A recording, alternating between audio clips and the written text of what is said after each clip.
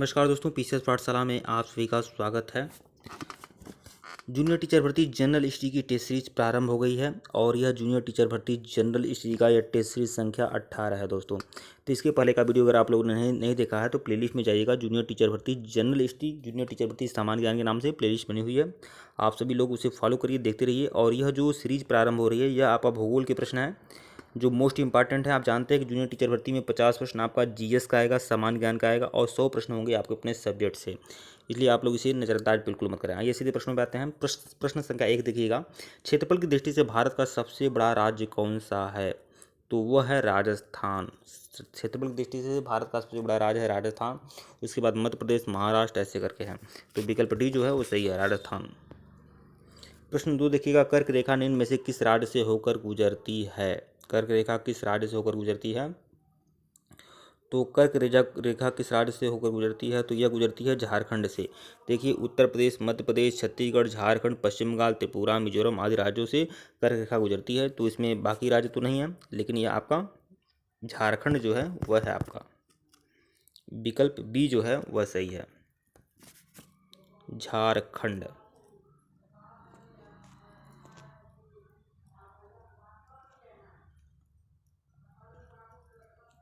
प्रश्न 3 देखिएगा।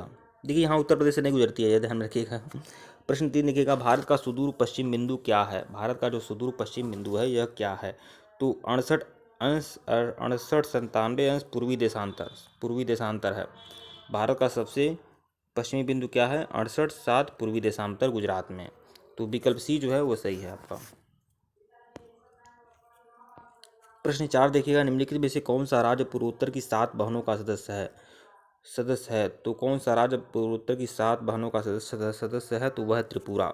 असम, मेघालय, त्रिपुरा, मिजोरम आदि जो होते हैं, मणिपुर, नागालैंड, यह सभी 7 बहनों मतलब 7 सिस्टर वाले राज्य कहे जाते हैं।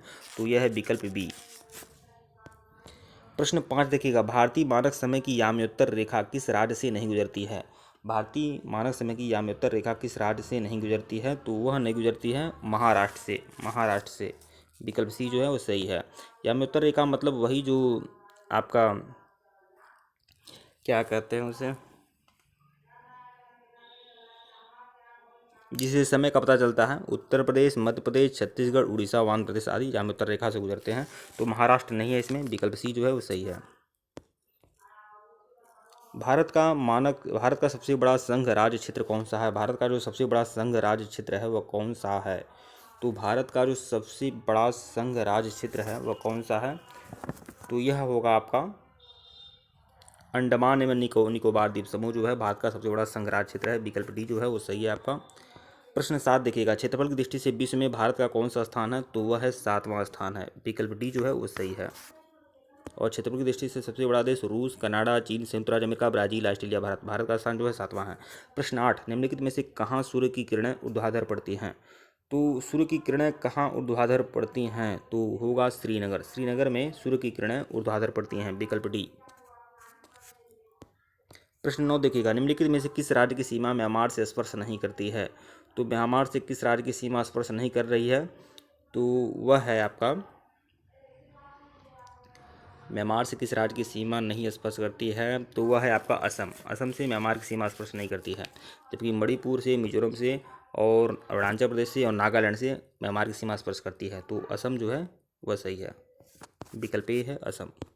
प्रश्न 10 देखिएगा। संघ राज्य क्षेत्र पुदुचेरी की सीमा किस राज्य के साथ स्पर्श नहीं करती है? तो केरल से भी स्पर्श करती है, तमिलनाडु से भी स्पर्श करती है, आंध्र प्रदेश से भी स्पर्श करती है, कर्नाटक से स्पर्श नहीं करती है। तो विकल्प ए जो है सही है, कर्नाटक। अगले प्रश्न पे आइएगा। प्रश्न संख्या 1 देखिएगा। भारत में पश्चिमी तट के उत्तरी भाग को क्या कहते हैं? भारत के पश्चिमी तट के उत्तरी भाग को कहते हैं कोकड़ तट। विकल्प ए जो है वो सही है, कोकड़ तट कहते हैं। प्रश्न 2। पाक, जलडमरू, मध्य तथा मन्नार की खाड़ी द्वारा निर्मित संकीर्ण समुद्री जलमार्ग द्वारा इनमें से कौन सा देश भारत से अलग होता है? कौन सा देश भारत से अलग होता है? तो वह होता है श्रीलंका। विकल्प सी जो है वो सही है। प्रश्न 3 देखिएगा। सियाचिन ग्लेशियर को लेकर किन देशों में विवाद है? तो वह है भारत और पाकिस्तान के मध्य। विकल्प सी जो है वो सही है। प्रश्न 4, व्हीलर द्वीप का नया नाम क्या है? व्हीलर द्वीप का नाम है अब्दुल कलाम द्वीप। विकल्प सी जो है वो सही है। व्हीलर द्वीप जो है उड़ीसा में है। प्रश्न 5 देखिएगा, भारत में सबसे लंबा समुद्र तट कौन सा है? भारत का जो सबसे लंबा समुद्र तट है वह है आपका, भारत का सबसे लंबा समुद्र तट कौन सा है? तो वह है मरीना तट। मरीना तट, विकल्प सी डी। तो भारत का सबसे लंबा समुद्र तट है वह है मरीना तट, मरीना बीच। मरीना तट भारत का सबसे लंबा समुद्र तट है, तो विकल्प डी जो है वो आपका सही है। प्रश्न 6 देखिएगा, भारत में एकमात्र सक्रिय ज्वालामुखी कौन सा है? भारत में एकमात्र सक्रिय ज्वालामुखी कौन सा है, यह बताना है आपको। तो इसमें अंडमान निकोबार, अंडमान द्वीप समूह जो है भारत का सबसे सक्रिय ज्वालामुखी है, अंडमान द्वीप समूह, विकल्प ए। प्रश्न 7, खैबर दर्रा कहाँ स्थित है? खैबर दर्रा जो है आपका वह आपका पाकिस्तान में स्थित है, खैबर दर्रा। विकल्प डी जो है वो सही है आपका। प्रश्न 8, निम्नलिखित दर्रों में से कौन सा सतलज नदी घाटी में स्थित है? निम्नलिखित दर्रों में से कौन सा सतलज नदी घाटी में स्थित है, ये आपको बताना है। तो आइए शुरू देखते हैं। तो 4 दर्रे हैं, कौन सा सतलज नदी घाटी में स्थित है दर्रा? तो इसमें विकल्प सी जो होगा वो सही है। सिपकिला दर्रा जो है सतलज नदी घाटी में स्थित है। सिपकिला दर्रा सतलज नदी घाटी में स्थित है, सिपकिला दर्रा जो हिमाचल प्रदेश में है। तो विकल्प सी जो है वो सही है आपका। प्रश्न 9 देखिएगा, कैलाश मानसरोवर की यात्रा पर जाने वाले तीर्थयात्रियों को तिब्बत में प्रवेश करने के लिए किस दर्रे को पार करना होता है? तो वह है नाथुला दर्रा। मोस्ट इम्पॉर्टेंट प्रश्न, कैलाश मानसरोवर की यात्रा पर जाने वाले तीर्थयात्रियों को तिब्बत में प्रवेश करने के लिए किस दर्रे को पार करना होता है? वह है नाथुला दर्रा, नाथुला दर्रा। विकल्प डी जो है वह सही है आपका। प्रश्न 10 देखिएगा, डंकन पास निम्नलिखित में से किसके मध्य स्थित है? डंकन पास जो है किसके मध्य स्थित है? तो दक्षिणी अंडमान और लिटिल अंडमान के मध्य है डंकन पास। दक्षिणी अंडमान और लिटिल अंडमान के मध्य क्या है? Duncan pass. देखिए आपको बता दें, अंडमान निकोबार द्वीप समूह है, तो अंडमान निकोबार द्वीप समूह इस तरह से, जैसे उत्तरी अंडमान, मध्य अंडमान, दक्षिणी अंडमान, फिर आपका लघु अंडमान या लिटिल अंडमान कहिए। तो डंकन पास यह आपका दक्षिणी एवं लघु अंडमान के मध्य है। तो विकल्प बी जो है वह आपका सही है। ठीक है दोस्तों, वीडियो को लाइक और चैनल को सब्सक्राइब करेगा। डिस्क्रिप्शन में लिंक टेलीग्राम का, टेलीग्राम को बिल्कुल ज्वाइन करेगा। और जिनको भी 7500 प्रश्नों की सारगर्भित रामबाण टेस्ट सीरीज की पीडीएफ चाहिए जनरल हिस्ट्री की, वो हमारे ऑफिशियल व्हाट्सएप नंबर पर संपर्क कर लेंगे। ऑफिशियल व्हाट्सएप नंबर डिस्क्रिप्शन में दिया गया है। पूरे के पूरे जो मटेरियल हैं आयोग की तर्ज पे हैं दोस्तों। जूनियर टीचर भर्ती जनरल हिस्ट्री के लिए भी और जीआईसी पीजीटी जनरल हिस्ट्री के लिए भी, दोनों के लिए 7500 प्रश्नों की सारगर्भित रामबाण टेस्ट सीरीज की पीडीएफ मिल जाएगी। जिनको भी चाहिए वो हमारे ऑफिशियल व्हाट्सएप नंबर पर मैसेज कर सकते हैं। कॉल करिएगा, मैसेज बिल्कुल मत करिएगा। और जो भी नहीं मैसेज करिएगा, कॉल बिल्कुल मत करिएगा। और जो भी मटेरियल है दोस्तों चार्जेबल है। ठीक है दोस्तों, धन्यवाद आप लोग को।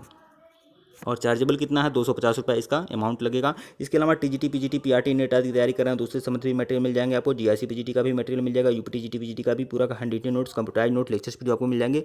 सभी मटेरियल मिल जाएंगे और आप हमारे ऑफिशियल व्हाट्सएप नंबर पर मैसेज करके इसकी जानकारी प्राप्त कर सकते हैं। धन्यवाद आप लोग को।